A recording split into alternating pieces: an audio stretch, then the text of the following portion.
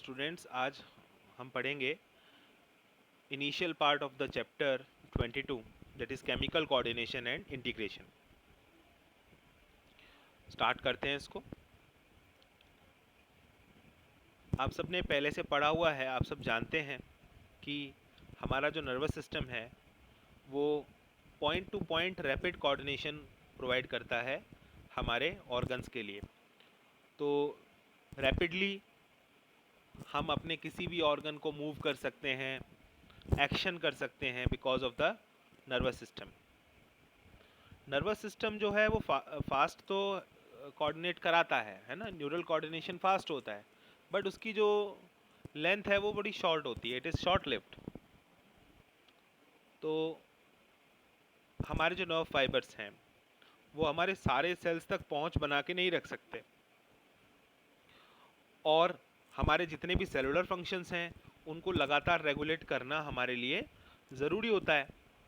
तो इसीलिए एक स्पेशल काइंड का कोऑर्डिनेशन होना चाहिए जिसको हमारी बॉडी के अंदर काफ़ी यूज़ किया जाता है, और ये फंक्शन जो है कौन करता है? हॉर्मोन्स करते हैं।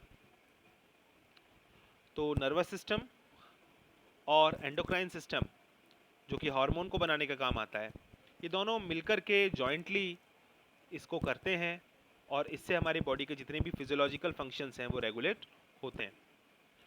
तो अब पढ़ते हैं हम एंडोक्राइन ग्लैंड्स के बारे में। एंडोक्राइन ग्लैंड्स वो ग्लैंड्स होते हैं जिनमें डक्ट्स नहीं होती हैं। इनको हम डक्टलेस ग्लैंड भी कहते हैं। डक्ट का मतलब है ट्यूब्स। तो जो भी ग्लैंड है उसमें उसके साथ ट्यूब एसोसिएटेड नहीं है। इसका मतलब ये है कि ये ग्लैंड्स जो हैं जब अपना सिक्रीशन छोड़ेंगे तो उस सिक्रीशन को वो कहाँ रिलीज़ करेंगे? ब्लड में रिलीज़ करेंगे। तो इन ग्लैंड्स का जो सिक्रीशन है उसे क्या बोलते हैं? हॉर्मोन्स। और हार्मोन क्या है? क्लासिकल डेफिनेशन देखें हार्मोन की तो क्या है? Hormone is the chemical produced by endocrine glands and is released into the blood and transported to distantly located target organ. And इसकी साइंटिफिक लोकेशन क्या, साइंटिफिक डेफिनेशन क्या है? Hormones are non nutrient chemicals which act as intercellular messengers and are produced in trace amounts। तो hormones के लिए सबसे पहले बात यह ध्यान रखनी है कि ये ट्रेस अमाउंट्स में प्रोड्यूस होते हैं और ये नॉन न्यूट्रिएंट केमिकल होते हैं। ट्रेस अमाउंट का मतलब है कम अमाउंट में प्रोड्यूस होते हैं और इनकी कोई न्यूट्रिएंट वैल्यू नहीं होती है।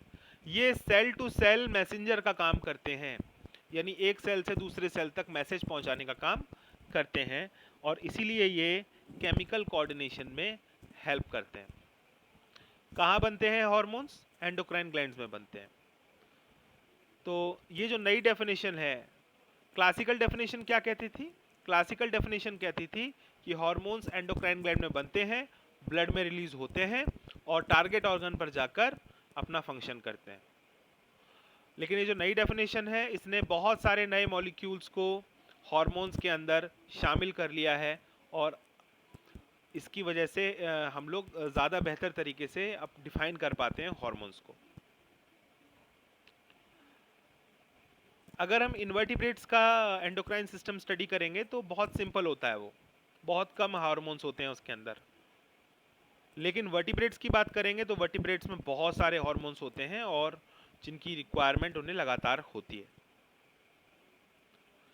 अगर हम ह्यूमन एंडोक्राइन सिस्टम देखें तो ह्यूमन एंडोक्राइन सिस्टम में हमें डिफरेंट डिफरेंट ग्लैंड्स दिखाई देंगे अपने पूरी बॉडी के अंदर। कहाँ कहाँ दिखाई देंगे ज़रा इसको देख लेते हैं। सबसे पहले अगर हम अपना हेड देखते हैं तो हमारे हेड में ही हमें पीनियल ग्लैंड दिखाई देगा, हाइपोथैलेमस, पिट्यूटरी, ये सारा हमारे ब्रेन में हमारे हेड के साथ एसोसिएटेड है। उसके बाद हम अगर अपना नेक वाला पोर्शन देखते हैं तो हमको दिखाई देता है थाइमस और thyroid gland and parathyroid gland. फिर चेस्ट में हमको दिखाई देता है थाइमस ग्लैंड। फिर एब्डोमिनल कैविटी में pancreas and adrenal glands. Adrenal gland कहाँ पे है? हमारे किडनी के सरफेस पर। देन हम देखते हैं testis in males and ovary in females. तो ये सारे लोकेशन है एंडोक्राइन ग्लैंड्स के हमारी बॉडी के अंदर। अब पढ़ते हैं डिटेल में about the human endocrine system. The endocrine glands and hormones producing diffused tissues or cells located in different parts of our body constitute the endocrine system। तो हमारे एंडोक्राइन सिस्टम के अंदर क्या आता है? इसके अंदर एंडोक्राइन ग्लैंड्स आते हैं और वो हार्मोन्स आते हैं जो इन ग्लैंड से रिलीज होते हैं, जैसे कि pituitary gland, pineal gland, thyroid, ये सारे के सारे जो अभी हमने एक फिगर 22.1 में देखे थे। In addition to these, some other organs such as gastrointestinal tract, liver, kidney, heart also produce hormones। इन सब के अलावा हमारा जो gastrointestinal tract है, जो डाइजेशन से रिलेटेड है, लिवर, किडनी, हार्ट, इन सब से भी हार्मोन्स स्मॉल अमाउंट पे प्रोड्यूस होते हैं। तो अब हम पढ़ने वाले हैं कुछ सिलेक्टेड पार्ट्स को जिनका फंक्शन होता है हमारी बॉडी के अंदर, एंडोक्राइन फंक्शन होता है। सबसे पहले हम पढ़ेंगे हाइपोथैलेमस। ये हेड में है। हाइपोथैलेमस हेड में कहाँ पर है? It is present in the basal part of diencephalon. अब डायनसेफ्लॉन फोरब्रेन का पार्ट था और डायनसेफ्लॉन में हमें थैलेमस, हाइपोथैलेमस ये पढ़ने को मिलता है ना। तो हाइपोथैलेमस किसका पार्ट हो गया? डायनसेफ्लॉन का। और हाइपोथैलेमस क्या करता है? It regulates a wide spectrum of body functions. हमारे बॉडी के अलग अलग फंक्शंस को ये रेगुलेट करने का काम करेगा। इसके अंदर बहुत सारे न्यूरोसिक्रीटरी सेल्स होते हैं। न्यूरोसिक्रीटरी सेल्स का मतलब वो नर्व सेल्स जो सिक्रीशन करते हैं, है ना। Those nerve cells which are associated with the secretion, so these nerve cells are called as neurosecretory cells. इन न्यूरोसिक्रीटरी सेल्स को हम न्यूक्लियाई भी कहते हैं शॉर्ट फॉर्म में। और यहाँ से क्या निकलेगा? क्या सिक्रीट होगा? हॉर्मोन्स। अब ये जो हॉर्मोन सिक्रीट होंगे ये रेगुलेट करेंगे हमारी बॉडी के अंदर कौन से फंक्शन को? ये पिट्यूटरी ग्लैंड को रेगुलेट करने वाले हैं, क्योंकि पिट्यूटरी ग्लैंड जो है वो बड़ा इंपॉर्टेंट ग्लैंड होता है। और पिट्यूटरी ग्लैंड को कंट्रोल करने का काम कौन करता है? Hypothalamus. The hormones produced in the hypothalamus are of two types। दो प्रकार के हार्मोन बनते हैं हाइपोथैलेमस में। पहला होता है रिलीजिंग हार्मोन्स और दूसरा होता है इनहिबिटिंग हार्मोन्स। तो releasing hormones and inhibiting hormones. Releasing hormones क्या है? These hormones stimulate secretion of pituitary hormones। तो रिलीजिंग हार्मोन्स पिट्यूटरी हार्मोन्स के सिक्रीशन को स्टिमुलेट करेंगे, जबकि इनहिबिटिंग हार्मोन्स इनहिबिट करेंगे पिट्यूटरी हार्मोन्स के सिक्रीशन के लिए।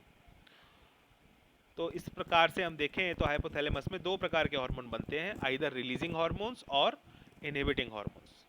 For example, A hypothalamic hormone called gonadotropin releasing hormone GnRH stimulates the pituitary synthesis and release of gonadotrophins। तो GnRH जाएगा पिट्यूटरी ग्लैंड के पास, ठीक है ना। GnRH रिलीज हुआ कहाँ से? हाइपोथैलेमस से। और वो कहाँ गया? पिट्यूटरी के पास गया और फिर पिट्यूटरी से गोनाडोट्रोफिन्स का रिलीज हुआ। बिकॉज ये रिलीजिंग हार्मोन है तो गोनाडोट्रोफिन्स के रिलीज को ये प्रमोट करेगा। On the other hand, somatostatin from hypothalamus inhibits the release of growth hormone from the pituitary। वहीं एक दूसरा हार्मोन निकलता है सोमैटोस्टैटिन, जो क्या करेगा?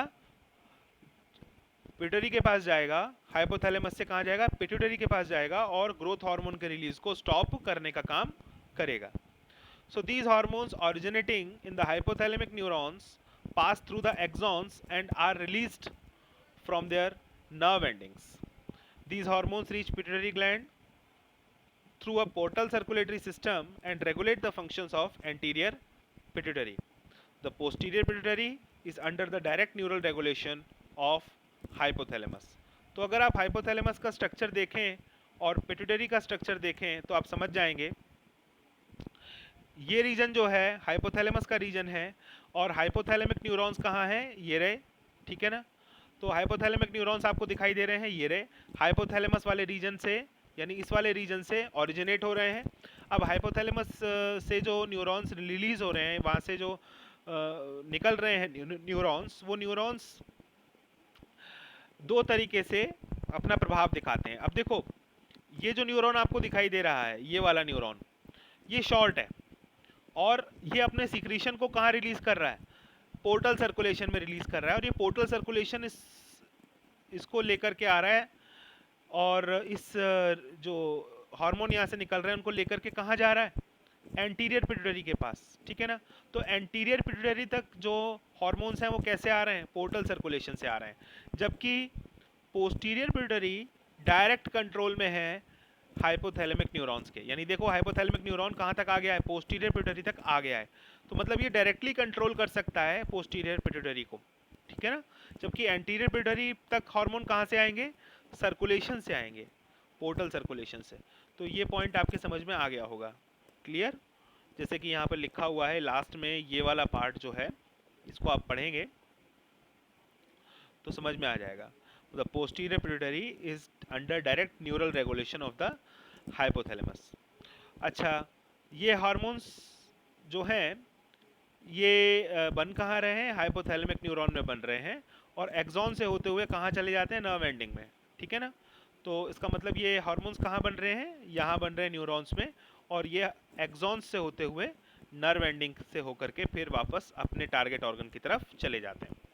तो ऐसा यहाँ पर हमको ये सब ध्यान रखना है। अब पिट्यूटरी जो होता है उसके दो पार्ट्स होते हैं, एंटीरियर एंड पोस्टीरियर पिट्यूटरी, ठीक है। एंटीरियर पिट्यूटरी जो होता है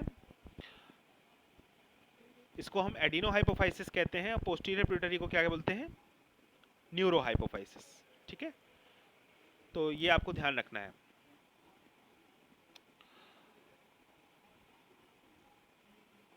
The pituitary gland is located in the bony cavity called sella turcica। तो ये इंपॉर्टेंट नाम है, ध्यान रखना।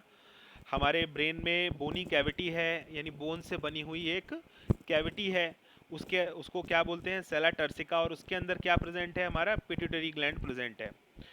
पिट्यूटरी ग्लैंड जो होता है वो किसके साथ जुड़ा हुआ है, हाइपोथैलेमस के साथ जुड़ा हुआ है बाय ए स्टॉक। अब स्टॉक कहाँ पर है, ये रहा वो स्टॉक जो जोड़ के रखता है हाइपोथैलेमस को किसके साथ, पिट्यूटरी ग्लैंड के साथ। स्टॉक कहाँ पर है, ये रहा वो स्टॉक जोड़ के रखता है। It is divided anatomically into adenohypophysis and neurohypophysis. Adenohypophysis contain two portions, pars distalis and pars intermedia। तो एडिनोहाइपोफाइसिस में दो पार्ट होते हैं, जिसको बोलते हैं, पहले पार्ट को बोलते हैं पार्स डिस्टेलिस और दूसरे पार्ट को बोलते हैं pars intermedia.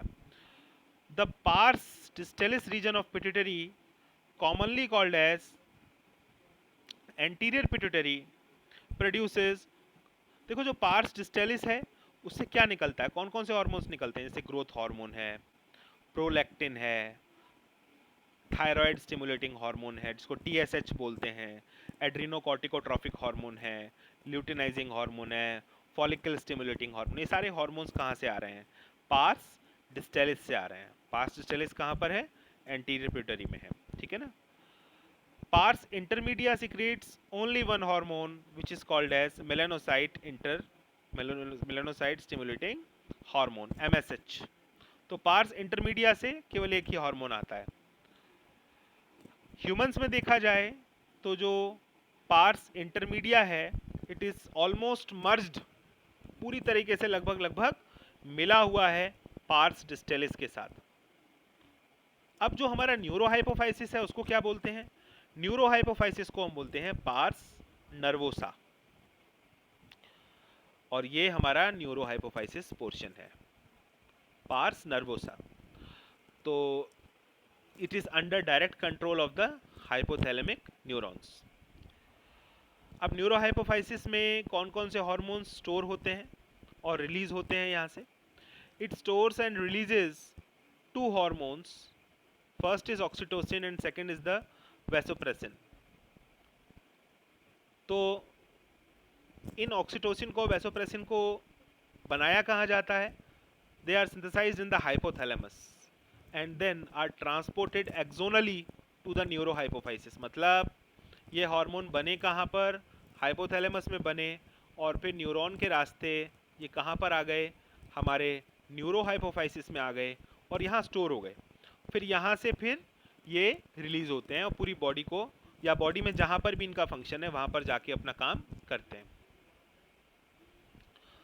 Over secretion of growth hormone stimulates abnormal growth of the body. अब देखो, अलग अलग हार्मोन्स के फंक्शन आपको बताए जा रहे हैं कि वो क्या कर सकते हैं। जैसे कि ग्रोथ हार्मोन अगर ज़्यादा रिलीज हो गया तो क्या होगा?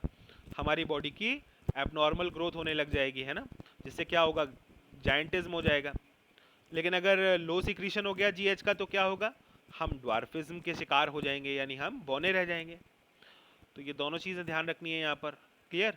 Next, excess secretion of growth hormone in adults. अगर मान लो एडल्ट्स में ग्रोथ हार्मोन बनने लग जाए एक्सेस में, तब क्या होगा? जैसे कि मिडिल एज लोग होते हैं उनमें ऐसा होने लग जाए तो क्या होगा? Severe disfigurement of the face. तो आपकी जो हड्डियां हैं वो टेढ़ी मेढ़ी होने लग जाएंगी, खासतौर पर आपका जो फेस है वहाँ पर इसका इफेक्ट सबसे ज़्यादा दिखाई देगा और आपका चेहरा जो है विकृत हो जाएगा। इसको बोलेंगे एक्रोमेगैली। तो ये ग्रोथ हार्मोन के इफेक्ट्स हैं। और एक्रोमेगैली को अगर हम इसका इलाज नहीं हो मान लीजिए, तो इसके सीरियस कॉम्प्लिकेशंस हो सकते हैं और डेथ भी हो सकती है किसी पर्सन की। The disease is hard to diagnose in the early stage and often goes undetected for many years. कई साल निकल जाते हैं, पता नहीं चलता। जब ये नोटिसेबल होती है तब तक काफ़ी देर हो चुकी होती है। ऐसे ही एक हार्मोन है प्रोलैक्टिन। प्रोलैक्टिन क्या करता है? मेमोरी ग्लैंड्स की ग्रोथ में और मिल्क के फॉर्मेशन में हेल्प करता है। टीएसएच क्या करता है? टीएसएच जो है थायराइड स्टिमुलेटिंग हार्मोन है, और ये क्या करेगा?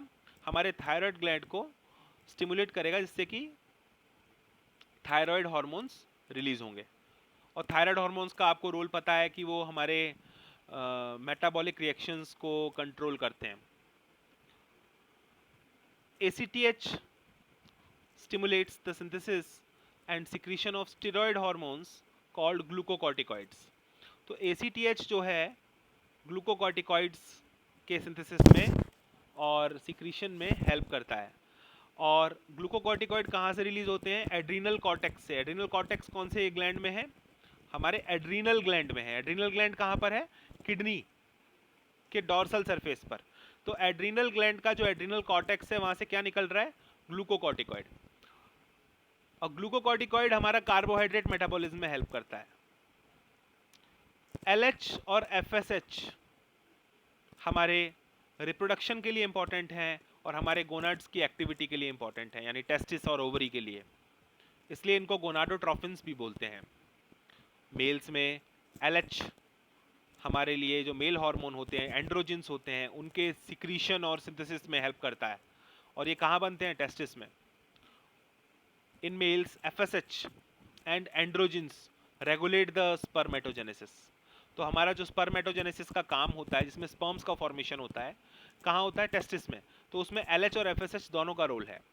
फीमेल्स में LH जो है वो ओवेरियन फॉलिकल्स को मैच्योर करने में हेल्प करता है और बाद में ओवुलेशन में हेल्प करता है, यानी ओवम के रिलीज में और ओवम के फॉर्मेशन में हेल्प करता है। और फिर उसके बाद कॉर्पस ल्यूटियम नाम का एक स्ट्रक्चर है जो फॉर्म होता है फीमेल्स में, और उसको मेंटेन करने का काम भी LH करता है। अब कॉर्पस ल्यूटियम कहाँ से बनता है? देखिए, ओवम ग्राफियन फॉलिकल के अंदर डेवलप होता है। हमारा जो ओवम है वो किसके अंदर डेवलप होता है? ग्राफियन फॉलिकल के अंदर। जब ओवम निकल जाता है तो ग्राफियन फॉलिकल फिर किस में कन्वर्ट हो जाता है? कॉर्पस ल्यूटियम में। और ये जो कॉर्पस ल्यूटियम है ये आगे चल के प्रेगनेंसी को सपोर्ट करने का काम करता है। FSH का काम क्या है? FSH जो होता है वो ग्रोथ में और डेवलपमेंट में हेल्प करता है। किसके? ओवेरियन फॉलिकल्स के, यानी ओवरी के फर्दर। ओवरी के अंदर जो फॉलिकल्स होते हैं जिसके अंदर हमारे ओवम का डेवलपमेंट होता है, तो उनके जो डेवलपमेंट में कौन हेल्प करेगा? FSH। MSH का काम क्या है? It acts on the melanocytes. MSH किस पर एक्ट करेगा? मेलानोसाइट्स। मेलानोसाइट्स कहाँ प्रेजेंट होते हैं? हमारे स्किन में होते हैं। और इनके अंदर मेलानिन होता है। मेलानिन क्या होता है? एक पिगमेंट होता है जो हमारे कलर को कंट्रोल करता है। तो उसका मतलब ये हो गया MSH का रोल हमारे पिगमेंटेशन के साथ है। Oxytocin acts on the smooth muscles of our body and stimulates their contraction। तो ऑक्सीटोसिन क्या करता है? हमारी बॉडी के स्मूथ ऑर्गन जो मसल्स हैं उनको कॉन्ट्रैक्ट कराने में हेल्प करता है। अब फीमेल्स में बड़ा हेल्पफुल होता है। फीमेल्स में क्या होता है कि जब चाइल्ड डेवलप हो जाता है तब यूटेरस के वाइगरस कॉन्ट्रैक्शन के लिए ऑक्सीटोसिन की डिमांड होती है, और इसके कारण ही यूटेरस के कॉन्ट्रैक्शन के कारण ही बच्चा बाहर आता है। तो at the time of child birth and at the time of milk ejection from the mammary gland oxytocin is required. दोनों ही केसेस में जो स्मूथ कॉन्ट्रैक्शन हो रहा है और हमारा जो बॉडी है वो ठीक से काम कर पा रही है अपना जो भी पर्टिकुलर फंक्शन है। वैसोप्रेसिन का फंक्शन हम पढ़ चुके हैं। It acts mainly on the kidney and it stimulates the reabsorption of water. तो जो हमारी किडनी है उसमें जो वाटर का रीएब्जॉर्प्शन है उसको बढ़ाने का काम कौन करता है? वैसोप्रेसिन करता है। कहाँ से रीएब्जॉर्प्शन बढ़ता है वाटर का, इलेक्ट्रोलाइट्स का, दोनों का? डिस्टल ट्यूब्यूल्स से। किडनी का जो हमारा नेफ्रॉन है, नेफ्रॉन के बाद वाले हिस्से जो होते हैं डिस्टल ट्यूब्यूल्स होते हैं, वहां से वाटर का रीएब्जॉर्प्शन बढ़ता है और इसके कारण पानी का लॉस कम होता है और हम डायूरेसिस को रोक लेते हैं। इसीलिए इसको एडीएच भी बोलते हैं, एंटी डायूरेटिक हार्मोन भी बोलते हैं। अगर एडीएच हमारा ठीक से काम नहीं करेगा तो क्या होगा? If ADH synthesis is affected, then we will suffer from a condition that is called as diabetes insipidus, और हमें बहुत ज़्यादा पानी का लॉस होगा और डिहाइड्रेशन होगा, हम बार बार यूरिनेट करेंगे, तो ये प्रॉब्लम्स हो सकती हैं। Next is the pineal gland. तो पीनियल ग्लैंड कहाँ पर है? हमारे फोरब्रेन में ही है। हमारे फोरब्रेन में डॉर्सल साइड पर ये प्रेजेंट होता है और यहाँ से एक हार्मोन निकलता है melatonin. Melatonin plays a very important role in regulation of 24-hour diurnal rhythm of our body। अब diurnal rhythm का मतलब होता है हमारी बॉडी में जो स्लीप वेक साइकिल है ना, स्लीप वेक साइकिल, हमारा जागना, हमारा सोना, हमारा खाना पीना, इसकी एक रिदम होती है, एक टाइम होता है, हम उस पर वो काम करते हैं। तो जो मेलाटोनिन है इसको रेगुलेट करता है ना। It maintains the normal rhythms of the sleep wake cycle, body temperature, ये सब हमारा जो है मेलाटोनिन कंट्रोल करता है। इसके अलावा इसका इन्फ्लुएंस हमारे मेटाबॉलिज्म पर भी है, हमारे पिगमेंटेशन पर भी है, और हमारे मेंस्ट्रुअल साइकिल पर और हमारे इम्यून सिस्टम पर भी इसका इन्फ्लुएंस होता है। तो ये सारी चीज़ें हैं जो मेलाटोनिन के बारे में आपको ध्यान रखनी है। ठीक है, तो नेक्स्ट वाला पार्ट जो है अब हम अगले वीडियो में पढ़ेंगे, that will be about the thyroid gland. Okay, thank you.